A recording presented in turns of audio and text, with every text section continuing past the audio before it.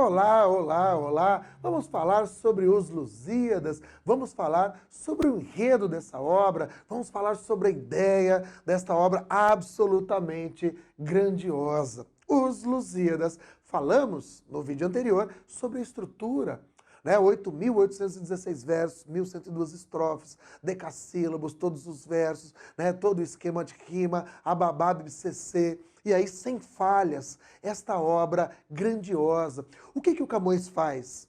Ele inaugura aqui neste momento algo extremamente interessante e que nós teremos na literatura portuguesa desde então. Ia falar desde sempre, mas desde sempre, porque iniciamos grandiosamente aqui. O que acontece com Camões? Ele, agora, neste momento, ele vai contar a história de Portugal. Portugal estava em decadência. Na segunda metade do século XIX, o que acontece? Portugal vai caindo, perdendo espaço no mar, vai perdendo a sua importância, vai entrando numa decadência, né? Quase uma derrocada ali em seguida. E o que acontece? Neste momento, Portugal deixa de ser o país mais importante. E era o grande país, né, na expansão marítima, na corrida pelo mar, nas embarcações, no século XV. No XVI, vai perdendo espaço. E aí, então, neste momento, o que ele faz? Camões vai olhar para trás, exaltar a história de Portugal e vai dizer o quê? Somos grandiosos, mas o nosso passado é grandioso, mas a nossa história é grandiosa. Né? É exaltar a história, é exaltar o passado, é falar de tradição. Por quê? Porque isso dá imponência e, obviamente, importância. Camões inaugura isso e em todos os momentos que Portugal estiver em crise política, econômica, social, toda vez que Portugal tiver com problema, vem um escritor e vai dizer o quê?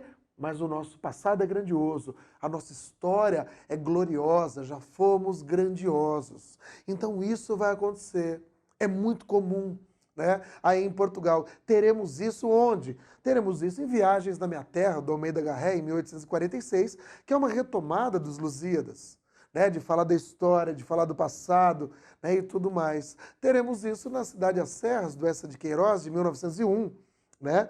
Falando, né, do passado, falando da história, do provincianismo, falando da tradição, do herói português. Teremos isso no livro Mensagem, Fernando Pessoa, retomando, né, as embarcações, a expansão marítima, toda essa fase gloriosa de Portugal. Então isso inaugura com Camões. Camões dá uma marca para a gente que é muito interessante, e é qual? A literatura, a arte portuguesa, ela é triste. Falta algo, eu tenho sempre um choro, eu tenho sempre um lamento. Caramba, o fado é assim. A música portuguesa, a literatura portuguesa, tá faltando algo. Eu sempre canto, eu choro, eu exalto e eu lamento. Tem isso, né? Eu estou aqui imaginando e ouvindo um fado, né? Ouvindo a música portuguesa, esse choro, a questão do mar, as embarcações, a expansão marítima. Isso é importantíssimo para os portugueses. Navegar é preciso, viver não é preciso. Essa frase, né, esse verso do Petrarca colocado aqui, isso é extremamente importante. Né? É preciso de precisar, de necessitar, mas navegar é preciso. E a vida? A vida não é precisa. Né? Ela é errada, obviamente. Tudo bem? Então, nós teremos isso nos Lusíadas. Camões mistura ficção, mitologia e história.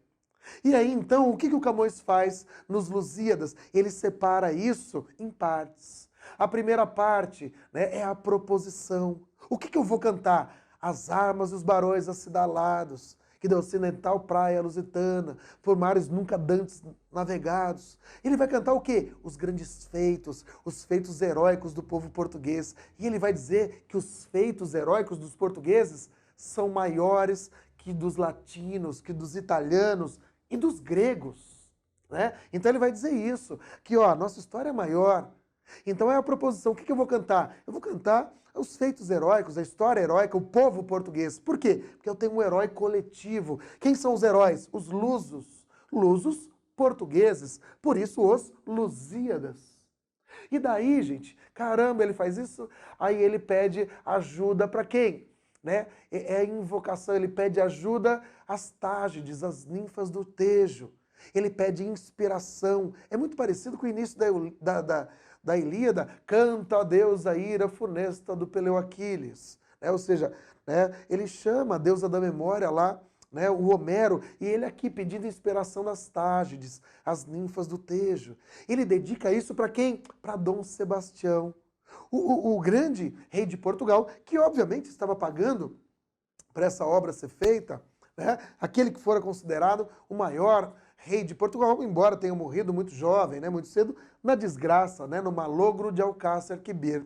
E aí, o que ele vai fazer? Aí depois ele vai ter aqui o enredo, que a gente vai chamar do quê? De narrativa. Aí a gente tem a narração. E aí a narração consiste do quê? É a viagem de Vasco da Gama às Índias. Gente, eu vou contar a história heróica do povo português. Eu, Camões, vou contar? Quem sou eu? Ele não era nada em vida. Então, se ele contasse a história heróica, ela não seria nada. O que ele faz? Ele usa como pano de fundo a viagem de Vasco da Gama às Índias. Por quê? Porque Vasco da Gama era o herói individual, que vai contar a história do herói coletivo, o povo português. Aí o Vasco da Gama vem para... ali em Mombaça, o rei de Mombaça tenta sabotar o barco, aí com a ajuda da deusa do amor, ele consegue sair e vai para Melinde. Chegando lá, o rei faz 3 propostas a ele, o recebe bem, e aí ele vai dizer, fala sobre a sua terra, fale-me sobre o seu povo, fale-me sobre a sua viagem. É aí que ele tem a sua estratégia de falar do povo português, falar de Portugal e falar da viagem de Vasco da Gama. Aí ele conta toda essa história. Então ele vem desde lá do Afonso Henrique, a formação de Portugal, e aí ele vai contando a história de Portugal, misturando com mitologia, com ficção, tudo mais, e aí depois ele vai ter o quê? Ele vai embora para a Índia, vai preso, volta. Quando ele volta, ele para na Ilha dos Amores, que aí chega a Portugal e tem a última parte, que é que é o epílogo. O que é isso, o epílogo? Palavras sobre. E aí, no final, o Camões vai ter uma visão negativa e crítica sobre o português. Vai dizer que o povo está surdo e cego. Por quê? Porque ninguém ligava para a literatura, para o artista, para a poesia, para o poeta. Ele já havia feito essa queixa em cantos anteriores. Nós teremos 10 partes, 10 cantos aqui. Ele já vai fazer essa queixa antes, de não valorizar o poeta, a arte, a poesia. Por quê? Porque ele ficou 20 anos da sua vida, deixou a sua amada morrer para exaltar o povo português, e o povo português nem aí para isso. Então ele vai dizer que este povo não merecia tal arte. E aí ele tem essa obra grandiosa. Dentro disso, nós teremos os episódios absurdamente fantásticos.